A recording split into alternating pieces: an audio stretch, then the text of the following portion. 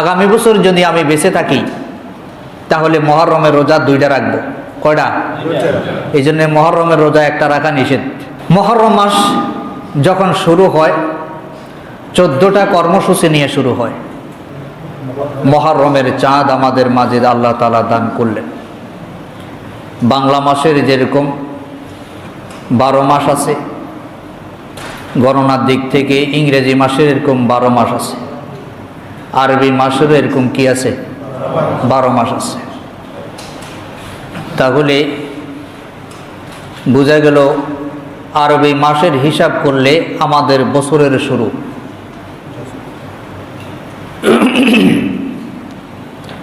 আর মূলত আরবি মাসের হিসাব রাখার জন্যেই প্রত্যেক মুসলমানকে আল্লাহ তাআলা নির্দেশ করছেন। আমরা বাঙালি হিসাবে বাংলা মাসের গণনা করি, এরপরে আন্তর্জাতিক হিসাবে আমরা ইংরেজি মাসের গণনা করি। তো আরবি মাসের হিসাব আমরা অনেকে রাখতে চাই না বা রাখতে পারি না। আল্লাহ পাকের নির্দেশ হলো আরবি মাসের গণনা করো, আরবি মাসের হিসাব রাখো। তাহলে আরবি মাসের হিসাবে বছরের শুরু মাসে আল্লাহ তাআলা আমাদেরকে আবার 1 বছর পরে আবার আমাদের হায়াতে জিন্দেগি শুরু হলো বছরের শুরু দিয়ে। তাইলে শুরু মাসের নাম কি? মুহররম মাস। আর আল্লাহ তাবারাকাহু ওয়া তাআলা এই মুহররম মাসে পৃথিবী নামক এই জায়গাটুকুনকে যেদিন পৃথিবী হিসাবে ঘোষণা করেন সেদিন মুহররম থেকেই গণনা শুরু হয়েছে। এরপরে আল্লাহ তাআলা আদম আলা নবীনা আলাইহিস সালাতু ওয়াস সালামকে পৃথিবীতে যে পাঠালেন সেদিনে মুহররম মাসে পাঠাইছে। আল্লাহ তাআলা আদম এবং হাওয়া আলাইহিস সালামকে যখন একত্রিত করলেন, একজনের সঙ্গে একজনের সাক্ষাৎ করালেন, সেদিনও কি ছিল? মুহররম ছিল। এরকম সমস্ত পয়গম্বরদের মাঝে এই মুহররমের ঘটনা কি আছে? জড়িত আছে। মুসা আলাইহিস সালাতু ওয়াস সালামকে আল্লাহ তাআলা উদ্ধার করলেন জালিমদের হাত থেকে নদী পার করে, সেটাও কি? তাহলে হাসরের ময়দান কায়েম হবে, সেটাও কি? তাইলে মুহররম মাসের সঙ্গে আমাদের কি আছে? গভীর সম্পর্ক আছে। আখিরি জামানার নবী, আপনারা আমার নবী সরকার দো আলম সাইয়্যিদুল মুরসালিন মুহাম্মদুর রাসূলুল্লাহ সাল্লাল্লাহু আলাইহি ওয়াসাল্লামের জীবনীতেও এরকম মুহররমের অনেক ঘটনা আছে। শেষ পর্যন্ত আল্লাহর হাবিবের কলিজার টুকরা হাসান এবং হুসাইন রাদিয়াল্লাহু তাআলা আনহুমা, তিনাদের মধ্য দিয়ে আল্লাহ তাআলা আবার মুহররমের আরো পরিচিতি করাইয়া দিলেন। কারবালার প্রান্তরে রাসূল পাকের কলিজার টুকরা হুসাইন রাদিয়াল্লাহু তাআলা আনহুকে জালেমেরা পৃথিবী থেকে বিদায় করে দিলেন, তিনি শাহাদাত বরণ করলেন। সেই শাহাদাতের দিন কি ছিল? মুহররম ছিল। এরপরে আল্লাহর হাবিব সাল্লাল্লাহু আলাইহি ওয়াসাল্লাম ইহুদিদেরকে দেখলেন তারা মুহররমের রোজা পালন করে। কি পালন করে? জিজ্ঞাসা করলেন, তোমরা কি পালন করতেছ? আমরা রোজা পালন করতেছি। কিসের? আল্লাহ তাআলা মুসা আলাইহিস সালাতু ওয়াস সালামকে মুক্তি দিয়েছেন এই দিনে, এই জন্য তার শুকরানা হিসেবে আমরা রোজা রাখি। আল্লাহর হাবিব বলেন, আমার চাইতে তার মহব্বত তোমাদের বেশি না, সুতরাং আমিও শুকরানা হিসেবে তাহলে রোজা পালন করব। সাহাবীদের কি বললেন? তোমরাও পালন করো। এরপরে আল্লাহর হাবিব বললেন, আগামী বছর যদি আমি বেঁচে থাকি তাহলে মুহররমের রোজা 2টা রাখবো। কয়টা? এই জন্য মুহররমের রোজা একটা রাখা নিষেধ। একটা রাখা কি নিষেধ, দুইটা রাখতে হবে। আগের দিন একটা, পরের দিন একটা, 9 তারিখ একটা, 10 তারিখ একটা, এইভাবে রাখতে হবে। আল্লাহ পাক আমাদেরকে রাখার তৌফিক দান করে, বলি আমিন। তাহলে এই মুহররম মাসে অনেকগুলো শিক্ষা আছে। মুহররম মাস যখন শুরু হয় 14টা কর্মসূচি নিয়ে শুরু হয়। কতটা? 14টা কর্মসূচি নিয়ে মুহররম মাস শুরু হয়। আর মুহররম মাস চলে যায়, এরপরের মাস আসে, এরপরে আস্তে আস্তে আস্তে আস্তে চলে আসে কি মাস? জিলহজ মাস। জিলহজ মাস 14টা কর্মসূচি দিয়ে আমাদেরকে তারপরে বিদায় নেয়। সেই কর্মসূচিগুলোর মধ্য থেকে একটা কর্মসূচি সম্পর্কে আজকে আলোচনা হবে ইনশাআল্লাহ। পড়ি আউযু বিল্লাহি মিনাশ শাইতানির রাজীম। বিসমিল্লাহির রাহমানির রাহিম। ইত্তাবিউ মা উনজিলা ইলাইকুম মির রাব্বিকুম ওয়ালা তাত্তাবিউ মিন দুনিহি আউলিয়া কলিলাম মা তাযাক্কারুন।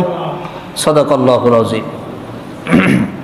আল্লাহ তাবারাকা ওয়া তাআলা সূরাতুল আরাফের 3 নম্বর আয়াতে কারিমার মধ্যে ইরশাদ করেন, তোমাদের কাছে তোমাদের প্রভু আল্লাহ রাব্বুল আলামিন এর পক্ষ থেকে যা নাজিল করা হয়েছে তোমরা তা গ্রহণ করো, তার অনুসরণ করো এবং তিনি ছাড়া অন্য কোনো অভিভাবকদের অনুসরণ করিও না। তাহলে 1 নম্বর কর্মসূচি কি?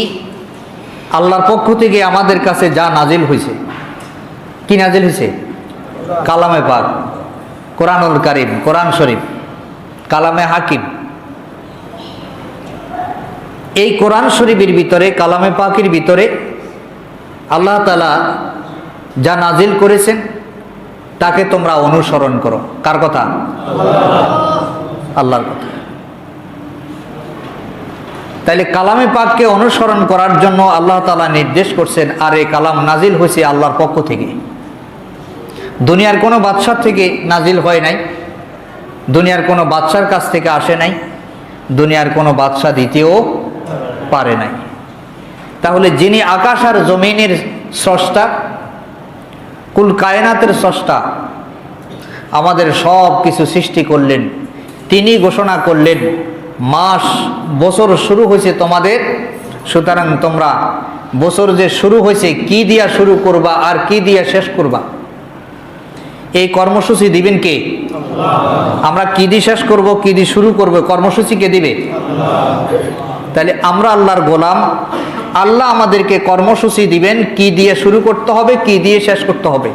তো সেই কর্মসূচি হিসাবে আল্লাহ তাআলা বলেন যে তোমাদের মনিব তোমাদের কাছে যা নাজিল করছে তা তোমরা গ্রহণ করো আর তার অনুসরণ করো এবং তিনি ছাড়া অন্য কোনো অভিভাবককে গ্রহণ করিও না, তার মানে তার অনুসরণ করিও না। তাহলে আল্লাহ তাআলা আমাদের জন্য যা যা কিছু কালামে পাকের বিধান অনুপাতে দিয়েছেন প্রত্যেকটি জিনিস আমাদের জন্য মানা সুন্নত না ফরজ? আওয়াজ দেন না সবাই, কি ফরজ না সুন্নত? ফরজ। আর কিরকম ফরজ? দাইমি ফরজ এবং ফরজে আইন, যেটা বাধ্যতামূলক মানতেই হবে এবং জানতেই হবে, জানাও লাগবে মানাও লাগবে, দোনোটাই আমাদের জন্য কি ফরজে আইন, দাইমি ফরজ, মানতেই হবে এবং জানতেই হবে। এরপরে আল্লাহ রাব্বুল আলামিন বলেন তিনি ছাড়া আর কোনো অভিভাবক গ্রহণ করা যাবে না এবং অনুসরণও করা যাবে না। তোমরা খুব কমে উপদেশ গ্রহণ করে থাকো, যদি তোমরা অন্য অভিভাবক গ্রহণ করো আর অন্যদের তৈরি করা আইন ও কানুনকে অনুসরণ করো, তাহলে বোঝা যাবে তোমরা খুব কমে নসিহত গ্রহণ করো। আমি আল্লাহ যেই নসিহতগুলো করলাম সেই নসিহতগুলো তোমরা গ্রহণ করো নাই। আল্লাহর নসিহত গ্রহণ করে নাই এরকম জাতের লোক এই পৃথিবীতে আছে না নাই? আল্লাহর নসিহত গ্রহণ করার জন্য কথা বললে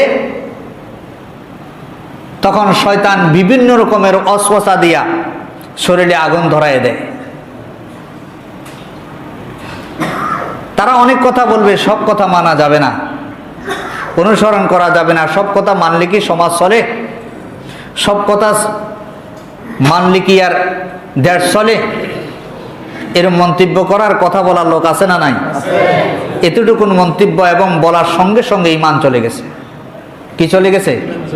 ঈমান চলে গেছে। ওয়ান আবি হুরায়রা রাদিয়াল্লাহু তাআলা আনহু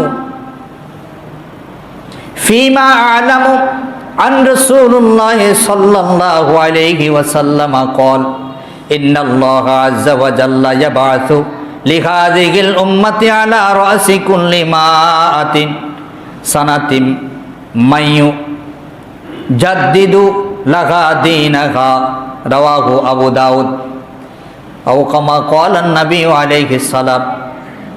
আবু হুরায়রা রাদিয়াল্লাহু তাআলা আনহু থেকে বর্ণিত, তিনি বলেন, আমি রাসূল সাল্লাল্লাহু আলাইহি ওয়াসাল্লাম থেকে অবগত হয়েছি, আমি জানতে পেরেছি যে তিনি বলছেন, আল্লাহ তাআলা এই উম্মতের কল্যাণের জন্য প্রত্যেক শতাব্দীর শেষে এমন একজন ব্যক্তিকে পাঠান যিনি তাদের দ্বীনকে সংস্কার করে দেন।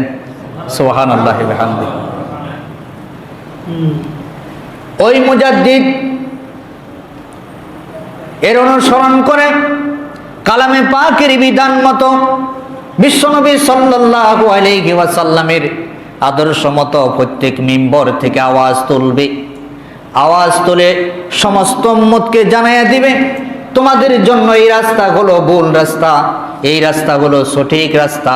এই কথাগুলো যখন জানাইয়া দিবে, তখন প্রত্যেক মিম্বরের দায়িত্বশীলরা তাদের মুসল্লিদের কানে যখন পৌঁছায়া দিবে, মুসলমানদের কানে যখন পৌঁছায়া দিবে, তারা যদি ভুল ভ্রান্তির ভিতরে থাকে, ভ্রান্ত ধারণার ভিতরে থাকে, তাগুতের ধারণার ভিতরে থাকে, সঙ্গে সঙ্গে সেদিক থেকে তারা চলে আসবে।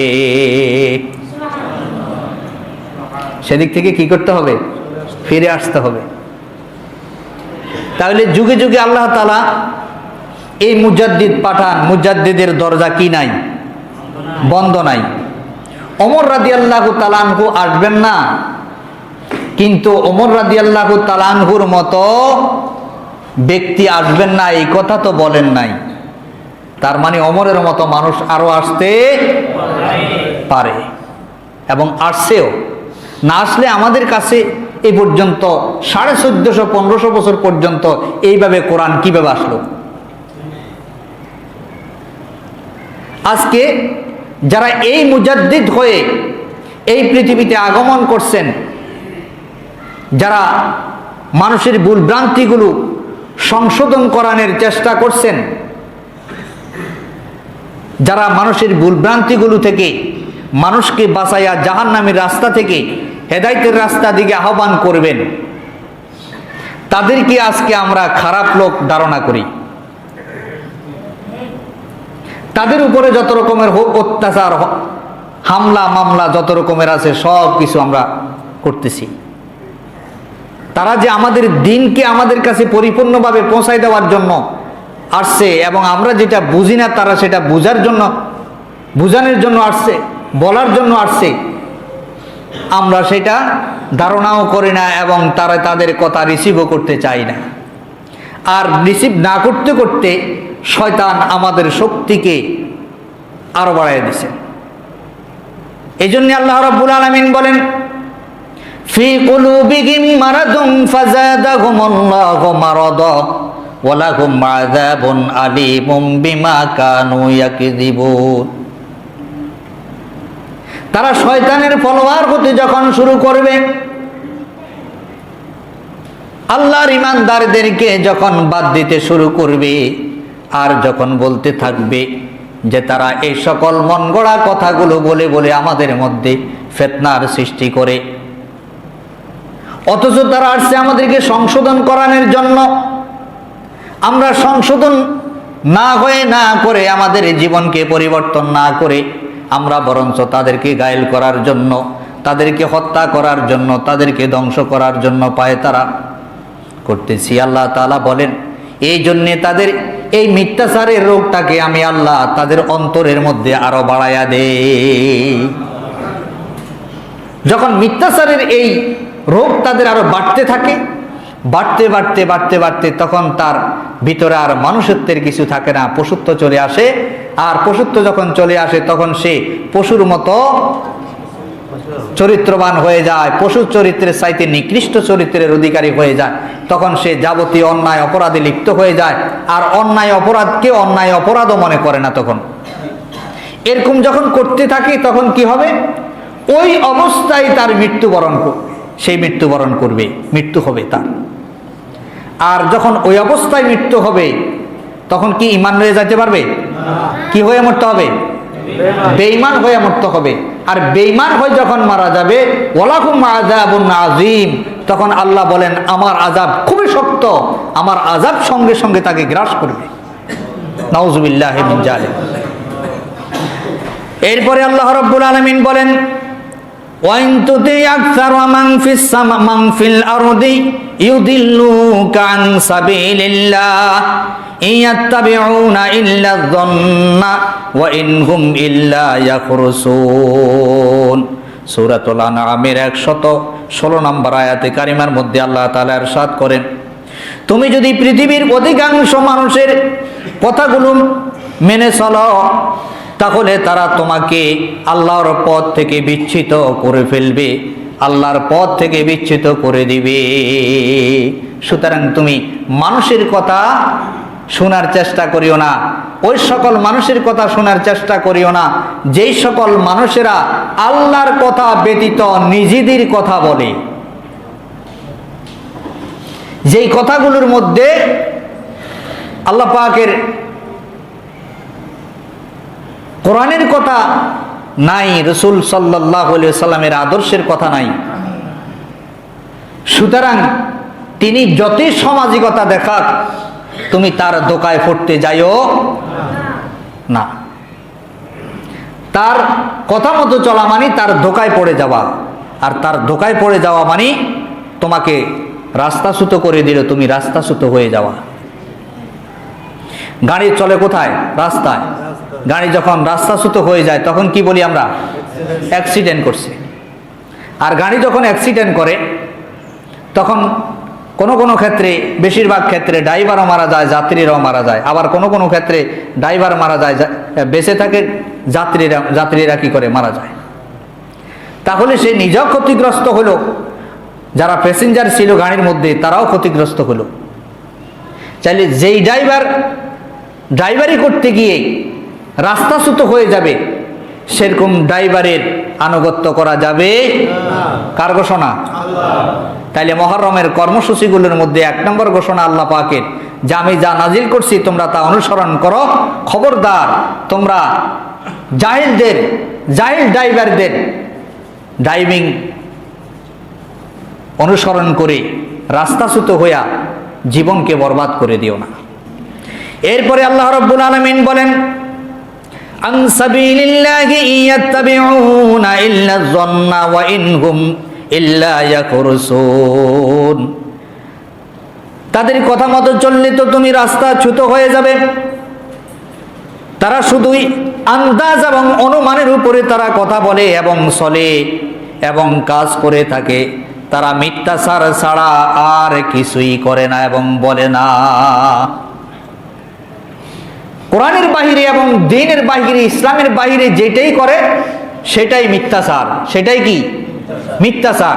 আর এই মিথ্যাচারকে অনুসরণ করা মানে নিজেকে ধ্বংস করে দেওয়া।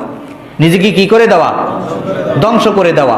তাহলে আমাদের জীবন এমনি কি ধ্বংস কম হয়েছে? কি বলেন, এমনি কি ধ্বংস কম হয়েছে? এমনি ধ্বংস কম হয় নাই। এরকম যদি আমরা জ্ঞান থাকা সত্ত্বে হারাম হালাল ভালো মন্দ সব কিছু বুঝার পরেও আমরা যদি এরকম অনুসরণ করতে থাকি, তাহলে আমাদের কপালে মৃত্যু পর্যন্ত ধ্বংস ছাড়া আর ভালো আসবে না। এরপরে আবু হুরায়রা রাদিয়াল্লাহু তাআলা আনহু থেকে বর্ণিত, আল্লাহর হাবিব বলেন, قال رسول الله صلى الله عليه وسلم من تعلم العلم ليباغي به العلماء وليماري به السفهاء ويصرف به وجوه الناس إليه أدخله الله جهنم أو كما قال النبي عليه السلام رواه ابن ماجه। আবু হুরায়রা রাদিয়াল্লাহু তাআলা আনহু থেকে বর্ণিত, বিশ্বনবী সরকার দু আলম সাল্লাল্লাহু আলাইহি ওয়াসাল্লাম ইরশাদ করেন, তিনি বলেন যে ব্যক্তি বিদ্যা শিক্ষা করলো আর এই বিদ্যা শিক্ষা করলো, মূর্খ লোকেরা কিছু সংখ্যক মানুষ আছে তারা জাগতিক শিক্ষা অর্জন করছে, করার পরে এরপরে কিছু দিন শিখেছে। এরা দিন শিখে নিজেরা আমল করার জন্য নয়, বরঞ্চ আলেম সমাজের মধ্যে অহংকার করার জন্য, বিশৃঙ্খলা তৈরি করার জন্য। কিছু সংখ্যক মানুষ দিন শিখবে আলেম সমাজের ভিতরে অহংকার করার জন্য, যে হুজুরিরা জানে খালি আমরা কি কম জানি, আমরাও তো অনেক কিছু জানি। এরকম এক দুই লাইন পড়ে বলার লোক এরকম আছে না নাই? আছে। আল্লাহর হাবিব সাল্লাল্লাহু আলাইহি ওয়াসাল্লাম বলেন, তারা আলেম সমাজে গর্ব অহংকার করবে, নিজেরা আমল করার জন্য শিখবে না, বরঞ্চ মানুষের কাছে দাম্ভিকতা প্রকাশ করার জন্য বলবে। আর কি করবে? আর মূর্খ লোকদের সাথে বিতর্কে তারা লিপ্ত হবে, অথবা তার দিকে মানুষকে আকৃষ্ট করার চেষ্টা করবে, নিজেকে জাহির করার চেষ্টা করবে। মানুষ তাকে বলবে, হয় লোকটা শিক্ষিত, ভালোই তো কিছু জানে, কিন্তু আপাদমস্তকের দিকে তাকালে নাই সুন্নতের কোনো আমল, এবং পরবর্তীতে কাজকর্মের দিকে তাকালে মনে হয় না মুসলমান, কিন্তু কথা বলার সময় অনেক বড় বড় কথা বলে। এই জাতের লোক দেশে আছে না নাই? অনেক আছে। আন্দাজে ফতুয়া দিয়ে বসে থাকবো, মাসালা জিজ্ঞাসা করছে হুজুরে, নিজে ফতুয়া দিয়ে দেন, নিজে ফতুয়া দিয়ে দেন, মনে হয় যে মুফতি সাহেব হিসেবে নিয়োগ করছে। আর মুফতির দাদা, এই জাতের লোক দেশে নাই। এই জন্য আমরা শিখবো, জানবো আমল করার জন্য। কি করার জন্য? আমল করার জন্য। কারণ শিখার মধ্যে, জানার মধ্যে অহংকার করার কিছু নাই। আপনি জানছেন আমল করার জন্য, আপনার গর্বের কি আছে এখানে? অহংকার করার কি আছে এখানে? কিছুই নাই। আল্লাহ আমার উপরে ফরজ করছে এটা শিখা, এই জন্য আমি শিখছি, আমাকে মানতে হবে, আমল করতে হবে। এই জন্যে আল্লাহ তাআলা আমাদেরকে হেফাজত করে, বলি আমিন। এরপরে আল্লাহ রাব্বুল আলামিন বলে, যারা এই অহংকারগুলো করবে এবং যারা মানুষের মধ্যে বিশৃঙ্খলার সৃষ্টি করবে, আল্লাহর হাবিব সাল্লাল্লাহু আলাইহি সাল্লাম বলেন তারা চির জাহান্নামী হয়ে যাবে। নাউযুবিল্লাহ।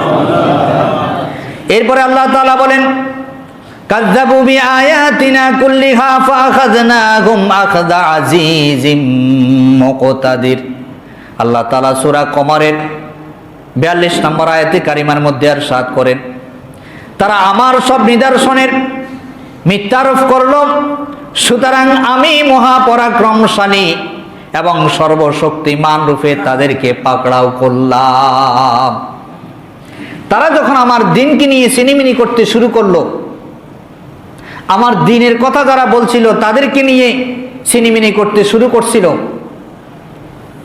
এবং তারা কিছু কিছু শিখে গর্ব অহংকারে ফেটে গেছিল, আমি আল্লাহ এই সকল অন্যায় অপরাধের কারণে, জুলুম অত্যাচারের কারণে আমি আল্লাহ তাদেরকে, আমি যে সর্বশক্তিমান এই কথার প্রমাণ হিসাবে আমি আল্লাহ তাদেরকে শক্তভাবে আযাব দিতে থাকবো। নাউযুবিল্লাহি মিন জালিক। আল্লাহ যদি শক্তভাবে ধরেন আর শক্তভাবে আযাব দিতে থাকেন, আমাদের কোনো উপায় আছে? কোনো উপায় নেই। এই যে বর্তমান চলমান অবস্থা, পরিস্থিতি, এটা কি কম আযাব? কত বিশাল আযাব। ভ্যাকসিন দিচ্ছে, এরপরও করোনা ভাইরাসে আক্রান্ত হচ্ছে। হাসপাতালে গেলে দেখা যায় মনে হয় যেন সব লোক হাসপাতালে চলে আসছে। এরপরে সারা দুনিয়াব্যাপী হত্যা, রাহাজানি, দর্শন, গুম, খুন থেকে শুরু করে অ্যাক্সিডেন্ট। চোখের সামনে মা মারা যায়, চোখের সামনে বাবা মারা যায়, ধরার কোনো কায়দা নেই, উদ্ধার করার কোনো কায়দা নেই। এগুলো আযাব কিনা? আল্লাহ তাআলা এই আযাব থেকে আমাদেরকে হেফাজত করে, বলি আমিন।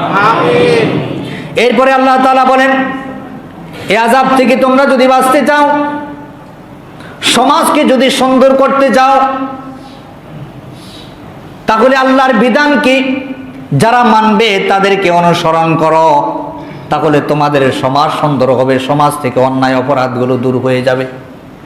আল্লাহ তাআলা এই জন্যে সূরা তুরের 4 নম্বর আয়াতের মধ্যে কসম খায় বলেন, ওয়াল বাইতুল মামুর, বাইতুল মামুরের কসম খায় আল্লাহ তাআলা বলেন, ওয়াল বাইতুল মামুর, কসম সেই বাইতুল মামুরের, যেই বাইতুল মামুরে প্রতিদিন 70,000 ফেরেশতারা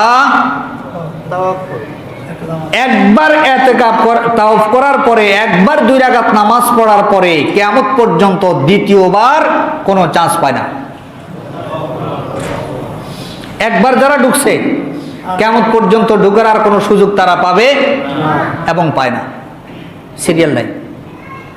সেই বাইতুল মামুরের কথা আল্লাহ তাআলা বলেন, কসম সেই বাইতুল মামুরের, যদি তোমরা সংশোধন হতে চাও, তাহলে কাজগুলো কি করবে? সমাজকে কেমনে সুন্দর করবে, কেমনে অপরাধ মুক্ত করবে, সেই কথাটা দিক নিদর্শনটা কে দিবেন? আল্লাহ।